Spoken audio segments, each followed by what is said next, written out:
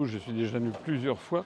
La première fois que je suis venu, c'était en 1987. J'étais jeune inspecteur des finances et j'avais été envoyé pour une mission de 3 mois, à la fois pour vérifier la caisse régionale de crédit agricole et surveiller aussi l'état de ce qui était à l'époque les 3 usines sucrières de l'île de la Réunion. Donc c'est à cette occasion que j'y avais quand même passé 3 mois. Et puis j'y suis revenu à différents titres, et notamment en 2015, en prévision de l'élection présidentielle de 2017.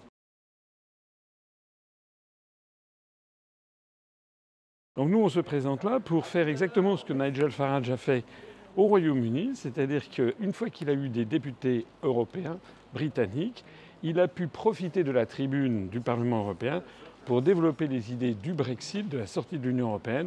Ça a fait connaître son parti politique. Les gens ont pu en débattre au Royaume-Uni jusque, vous le savez, au référendum de 2016 qui s'est conclu par la victoire du Brexit. Donc nous, notre objectif en étant candidat à ces élections européennes, c'est imposer un débat qui est en fait interdit dans les grands médias mainstream.